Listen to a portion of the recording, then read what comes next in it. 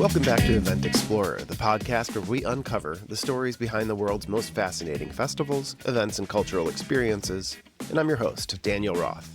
Well, I've got a trip to Ireland coming up, and while exploring the places, traditions, and experiences that define the country, one event kept capturing my attention: the West Cork Chamber Music Festival. Set along Ireland's spectacular southwest coast, the festival brings world-class musicians to intimate venues throughout West Cork. Music fills churches, community halls, and gathering spaces across the region, creating a festival experience that feels deeply connected to the landscape and the people who call it home. As I learned more about the festival, I became fascinated by its history, its influence on generations of young musicians, and the stories that emerged throughout the week. The conversations after the performances, the friendships formed between audiences and artists, the moments that happen in spaces between the concerts in pubs and cafes and on walks. It's really just such a beautiful moment in time. Today, we're joined by Helen Dawson to explore the story of the West Cork Chamber Music Festival, how it's grown into one of Ireland's premier cultural events, and what audiences can expect from this year's program. If you enjoy discovering the people, places, and ideas behind the great events around the world, be sure to follow Event Explorer wherever you listen to podcasts and connect with us on social media. Let's head to West Cork. Welcome back. Today we're heading to the southwest coast of Ireland to explore one of the world's most celebrated chamber music gatherings, the West Cork Chamber Music Festival. Set against the harbors, villages, and dramatic landscapes of West Cork, the festival has become known for bringing together acclaimed musicians and audiences from around the globe for intimate and deeply connected musical experiences. And today, joining us is Helen Dawson to take us behind the scenes of this remarkable festival and preview this year's event. Welcome, Helen.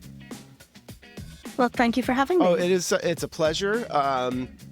Just thinking about the festival coming up and the beautiful locations and the spirit of it has got me just really excited kind of for summer and these kind of pastoral, beautiful days and really setting these scenes for festival season in a unique way. So thanks for joining. Where are you calling in from today? So I'm actually calling in from my boss's home office, which is located on top of the mountain in West Cork. So he's a former farmer, cattle, sheep, all that kind of stuff. So I'm in the office, which was a converted cowshed, and is now filled with books and records and beautiful old hi-fi sound system, with a fantastic view. So I have possibly one of the best commutes to work ever, corkscrewing from town up this mountain. Oh, that sounds beautiful. Good. Okay, so we're already starting off in this really majestic location. So your boss, so you work for the West Cork Music, which is the production arm kind of that makes West Coast the West Cork Chamber Music Festival.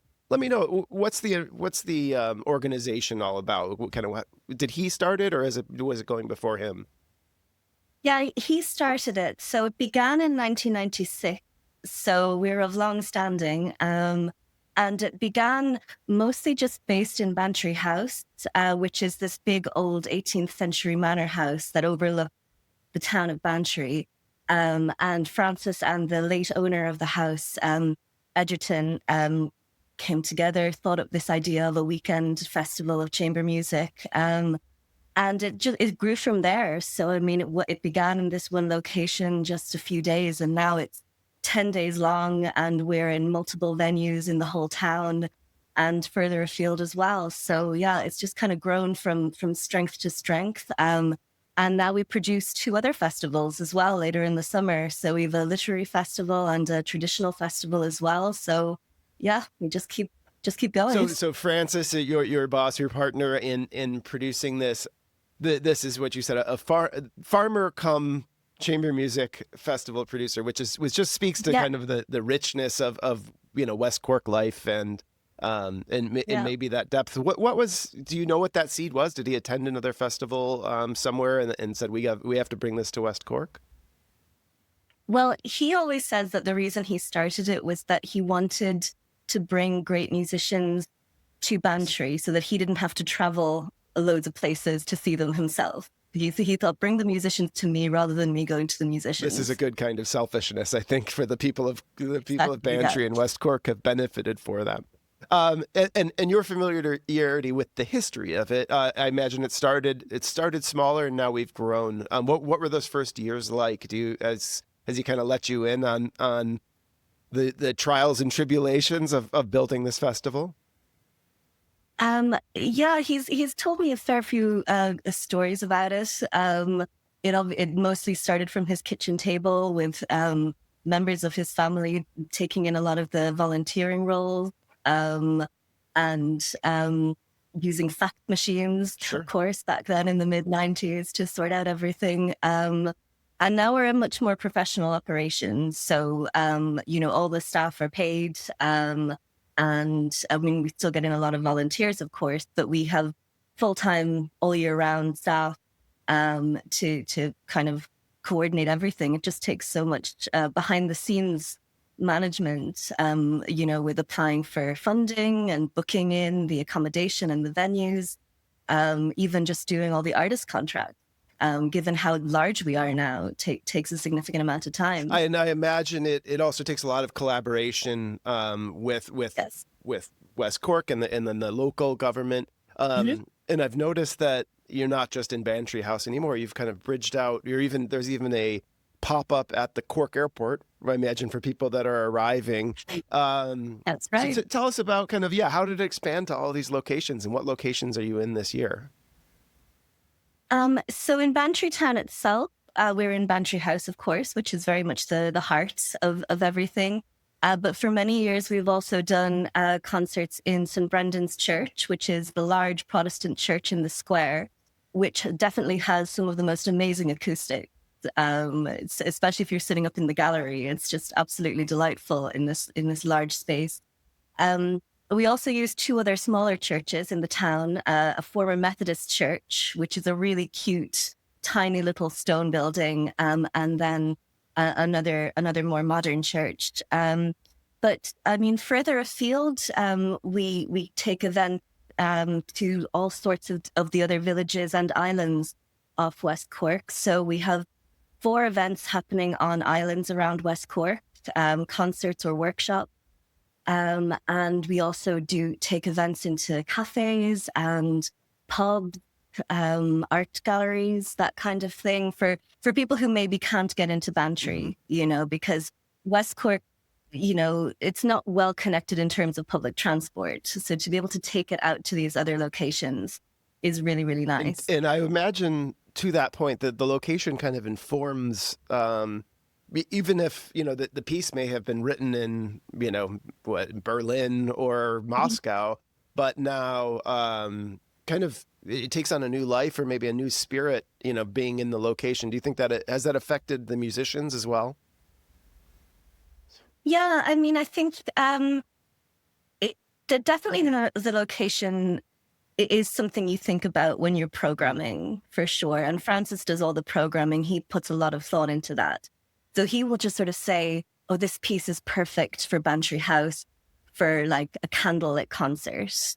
That's where it's meant to be. Whereas other pieces, he'll be thinking, no, this has to be a morning concert. It'll be in the church. The acoustics will be much better for it. Space is also a big issue, like in the tiny venues, you obviously can't have too many musicians or you're taking away audience space and things like that. So it definitely does. And artists will sometimes tell him if they know the spaces, I think it should be there, or I think it should be here, So yeah, it does. They kind of know, they know what fits. Because in Bantry House, we're in the library. So it's this beautiful, ornate room with a big chandelier overhead and a book lining the walls. It's a really, really different atmosphere to a stone-walled church, Gorgeous. So there is a kind of curation or creative direction happening. So when people come to the festival, they may not even, put 2 and 2 together, but then the experience connects to then create the piece into itself, or kind of that moment in time. Completely. And I mean, I think as with a lot of things, most people in an audience won't see the wheels turning. They won't be aware of it. They'll just appreciate that it's happened, Sure. And accept that this is why we come, even if they don't put their finger on exactly what it is. about it. What in the past kind of, we'll talk about this year in a second, but over your tenure, what have been some of those moments that have really clicked with you?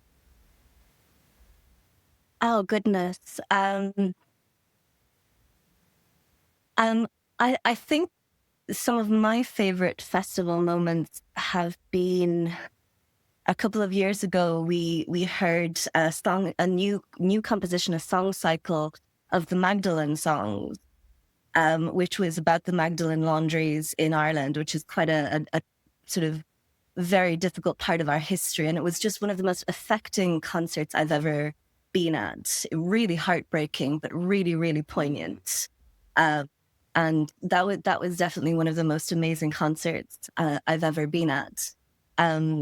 But I mean, I think last year I also heard the most amazing Schumann piano trio in Bantry House by this young trio called the Paddington Trio. And they would just, it was something else. It was really, really extraordinary to see these young players perform in this absolutely beautiful venue with their, lovely, lovely dresses and clothes on. And it just was perfect. It was just a really, really amazing concert. So those would be possibly two of my highlights. It clicked. And I imagine in planning the festival, there's kind of these moments of, Francis, are you sure? Or Francis, is this going to work? Or the troubles of, travel is going to be difficult for these people, or we can't connect with them. And in those moments, make it kind of all pay off for you as bringing these logistics together to make this event happen. Completely, yeah. I mean, the payoff is definitely that you can see the product of your work. And that's what makes this job so wonderful for me, is that despite all the headaches and the late nights of trying to work out how you get someone from, Sofia, Bulgaria to Cork or whatever, and then try and like squeezing them into an already over full town of holidaymakers, is that, you get to see these amazing concerts and also see everyone else enjoying them as well, So it's not just that I enjoy them, but I get to see that for the artists and the audience, it's something special for them as well. And I imagine there's a mix too, right? Of local, what do people from West Cork, Corkians, Corkers? I don't know actually. that there's a mix. I imagine you're getting a kind of local crowd of this is what's on for the weekend, and they get excited about it now coming back every year, so they don't have to leave town to have this vacation. And then holidaymakers, as you're saying, and then also those who are particularly interested in kind of following chamber music or we've got pretty we've got pretty loyal audiences, actually. People who come every year, and coming to Bantry is their holiday, and they come for the festival. So I mean, they're the kind of people who will just kind of, when they leave their holiday cottage, will book it for the next year automatically, because they know they're coming back for the festival. That's perfect. Yeah. That's perfect. So you mentioned artists coming from around the world. I imagine there's, chamber music is a strong, section of the classical music scene. We'd say traditional, somewhat traditional or classical to that aspect. How does that network kind of work to help with programming? Are there other festivals that you communicate with to broaden your network or to, exchange information about artists and pieces? Or is this, kind of how does that ecology or that connection in the chamber music kind of make the festival stronger? Are there artists that are leaving your festival and going to the next one, and you're in communication with them, that kind of thing?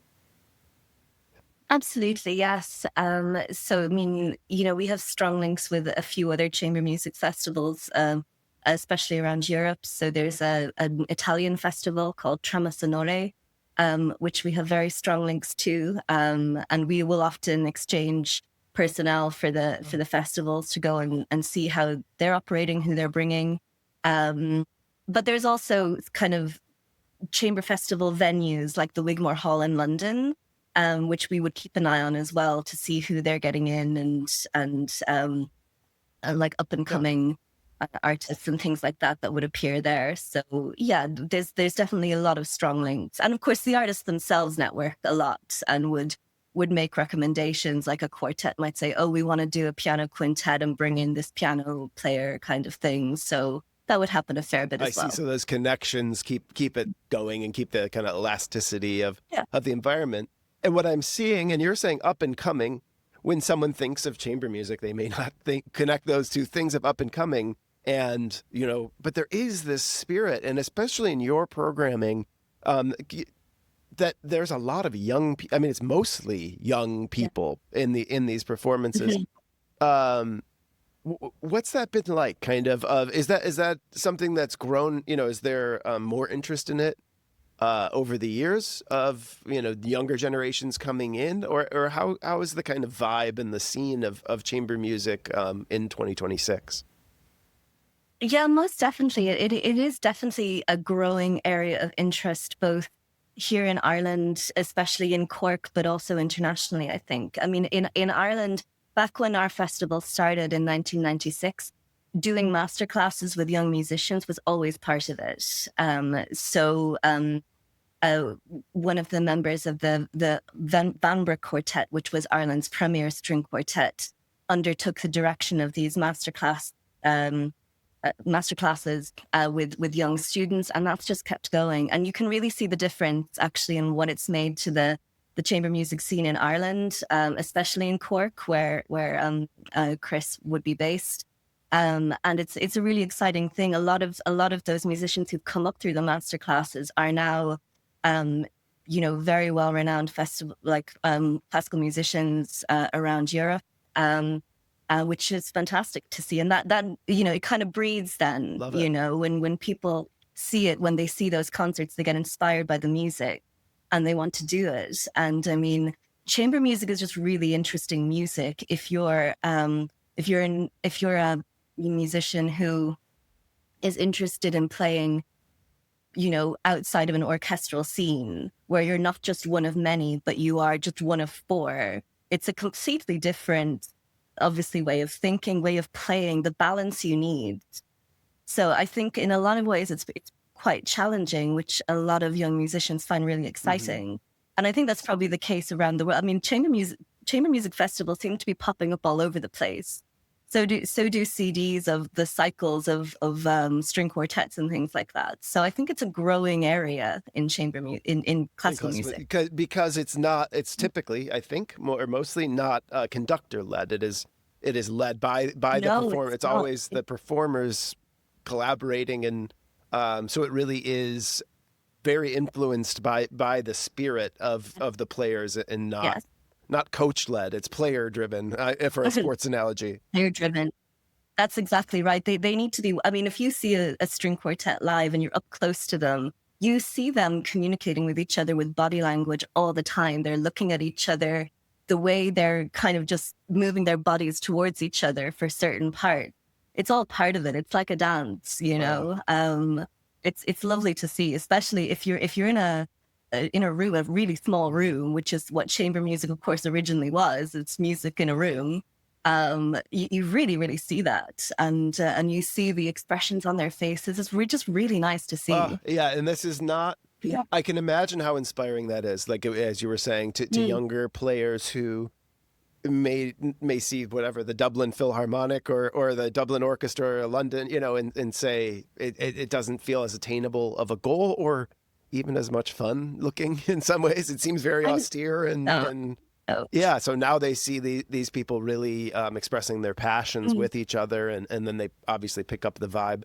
I think, jazz, I think is a similar aspect of hearing it on a recording versus being in the room with it. You can't understand the fervor people have for that. Jazz is popular, you like to listen to it, but when you're in the room with it, just like chamber music, now you understand the true purpose or the reason it's like such a calling. I think so. Yeah, agree. Okay, so now we have, 30 years on, you could have someone that wasn't born yet, and now they're a star of your festival, I imagine. Really? Yes. So talk to me about kind of the experience over the week, and then particularly for this year, over these 10 days, what is the programming looking like, and what are you excited about for this year? So we have some absolutely fantastic headlines for this festival. We've got a lovely lovely brochure, which I hope and we can you share see it there, digitally. nice parts. Yeah. But definitely, I mean, some of our headline acts would be the cellist Andreas Brantelid. He's coming from Denmark, and he's an extraordinary cellist. He's doing a number of collaboration work with a string quartet, with other soloists coming, and he's also doing a solo concert of Benjamin Britten cello suite. Those are absolutely beautiful set of cello suites. We have a kind of Ukrainian theme as well at the start of the week. So our opening acts are actually two fabulous Ukrainian musicians, Anna Fedorova and Diana Tishenko, who are performing works by Ukrainian composers. Which is so that'll open the concert on the Friday so night. moving, I imagine. Very, very emotional Very moving, I experience. think. Yeah. And we also are doing some Handel operatic arias later in the week. So we have a Portuguese soprano coming, Ana Vieira Leita. I hope I'm pronouncing that correctly. Who's coming to do the Handel German arias. And we don't often do a lot of opera stuff to that level here, because obviously we don't have the space for your full operatic suite of instruments. But this will be kind of a smaller Baroque orchestra, not orchestra, chamber group accompanying her. So that'll be something quite special, I think, as well. And some other headline performers coming. Well, one of our festival favorites, Mairead Hickey, is one of those people I was just telling you about. She came up through the master classes, and now she's a concert master in Paris, one of the Parisian orchestras. And yeah, she comes back pretty much every year, and is a huge favorite. Fantastic violinist. Beautiful. Very petite girl who really owns the stage. Yeah. You can get the vibe from it. And she's coming back not just as a job, I imagine. There's just the joy of being in Bantry. What's the weekend like for an attendee? Like, are there? I imagine you're seeing the players kind of in the off times a little bit as well too. So if you're a big chamber music fan, there's the opportunity to have a tea and kind of be milling about while you meet them. Well, I mean, that's one of the really special things actually about Bantry as a location, and it's something that both the artists and the audience have mentioned to me, is that, like, they go to these concerts, they see these wonderful musicians on stage, and then afterwards they meet them in the pub. They can buy them a drink, they can have a chat with them, and it all feels very down to earth. And I mean, it's very special for audiences, but artists as well tell me they absolutely love it because, if you're in a big city like London or Amsterdam, you play your concert, you probably will never meet your audience, and so I think they really like, especially because many of the repeat audience come back, they feel like they get to know the artist, and the artists, if they're repeat artists coming back, they kind of might remember them and things like that. It's really nice. It's a very special part of the festival, I think, that you do get to meet them afterwards for a Guinness. And in a beautiful location, some incredible Bantry pub, or on an island, on the west of Europe. I mean, that's how beautiful. Okay, well, I would think any even slight chamber music fan is probably intrigued to come. But there are people who have other passions. So we should talk. I want to hear about these other couple festivals and how this industry, just a little snippet of kind of how this business has evolved, that you're now producing 3 festivals during the year. And what was the kind of draw for that, or how did these bubble up? So they sort of grew organically. In the very first festival, there was a literary element. So the great poet Seamus Heaney came to an early festival and recited some of his poetry in a concert in between some pieces. And that's sort of how it started. So then there was at first kind of a literary component side by side with the chamber. And then it kind of was decided to separate them out a little bit. So the literary festival became a separate festival and grew itself, So that's an 8-day long festival that starts almost on the heel of the Chamber Music Festival. And then the traditional festival, which is titled Masters of Tradition, that came about because the great Irish trad fiddle player Martin Hayes came and did a concert at one of the Chamber Music Festivals. And he and Francis decided, well, why not do another separate trad festival? So Martin now curates that. So he programs it. He invites all the people, and that will take place in mid to late August. Awesome. And this is, it just feels like these aren't just kind of, for lack of a better term, kind of keeping them alive, or let's find that these are helping build the industries or the fields up, so that you're part of a kind of network. I think there's trad festivals, traditional music festivals throughout Ireland that people do tour for and things now. And I was reading that Ireland gets 3 times the population of tourists over the summer. So there's a lot of need for programming. So this helps as well, I think, to satisfy that need and to extend the kind of cultural influence outside of the borders. So people are going to experience this and kind of take it home with them a little bit. Yeah. So the industry of events in West Cork and in Ireland, I think gets a big impact from that as well. But then with the influence in the best way of kind of promoting and keeping culture alive and in discussion and not overshadowed by, we have the same thing in the US of, a Live Nation or AEG, these kind of big festivals of pushing pop music as this is the only, and we run into this. There's a lot of events that people say you should cover on this podcast, but a lot of them may be kind of formulaic, and you don't have a Francis curating this. You have, more of a corporate entity pushing artists. So you're fighting the good fight. I think it's very cool. Yeah. I imagine the town and the county must really appreciate and want to kind of collaborate. Very much so. I mean, it obviously brings in a lot of business to the town itself in terms of people providing, B&Bs and holiday cottages, and obviously just shopping, all that kind of stuff. But the town people themselves really get on board with it. So, I mean, there would not be enough hotel rooms for everyone who comes. So, I mean, there's people in the town who just have spare bedrooms who will put up a volunteer for me for the 10 days, or a masterclass student or something like that.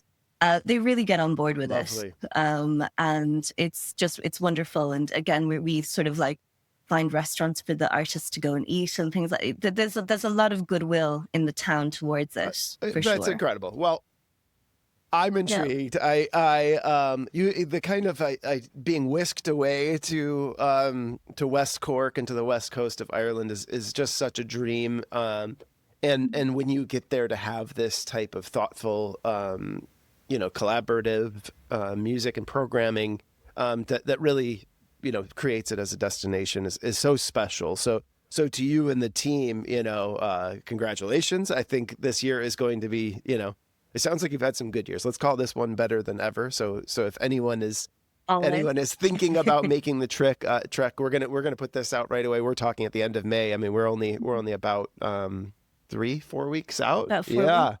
What kind of staff do you grow to at that time to put on this festival? How many people do you think are involved in this? I mean, it's got to be in the hundreds now. It's a huge number. I mean, we would get in like upward of 40 volunteers for the Chamber Music Festival. We hire an extra box office person to help with things. And then you're running. You're running on all these back roads to go to these small venues. I'm running around like a headless chicken throughout the whole festival. Trying to manage everything. So yeah, it's frantic for me, but it's the first half of the week that's always the most difficult, when I'm still sort of on tenterhooks waiting for all the artists to get here.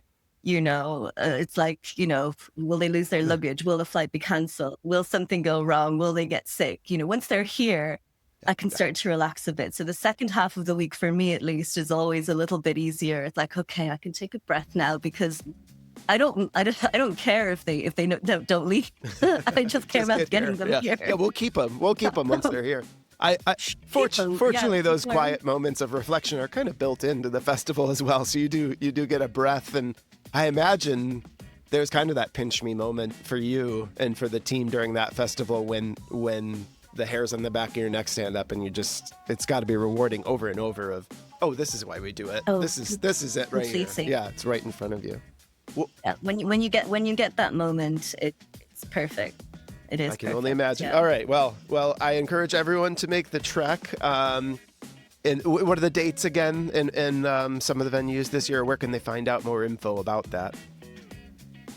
So the dates are the 26th of June to the 5th of July, and you can find our full program on westcorkmusic.ie. Excellent. Well, you have been such a pleasure to have on here and to speak with you. Your passion comes through. Obviously, Francis's passion comes through you. So what a great gift you are giving to your neighbors and countrymen on the west coast of Ireland. And thank you for joining. Well, thank you for having me. It was a great pleasure to talk to you. Helen, thank you so much for joining us and for sharing the story behind the West Cork Music Festival.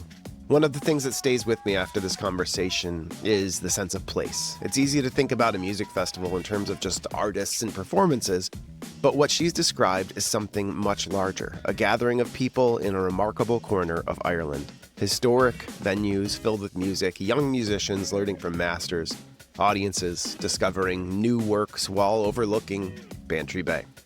It's the kind of event that reminds us of why live experiences matter, the music that brings people together, but it's also the conversations, the walks between the venues, the familiar faces returning year after year, and the unexpected moments that become memories that people carry home with them. If you'd like to experience it for yourself, the 31st Annual West Cork Chamber Music Festival takes place in Bantry, County Cork, Ireland, from June 26th through July 5th, 2026. Across 10 days, audiences can experience world-class concerts, masterclasses, talks, and performances in one of the most beautiful settings along Ireland's wild Atlantic Way. You can learn more and explore the full program at the festival's website, which I'll link to the episode. And if you've enjoyed this episode, be sure to follow Event Explorer wherever you listen to podcasts. You can also connect with us on social media for more conversations with the people behind the world's most fascinating events. Until then, I'm Daniel Roth. Happy exploring.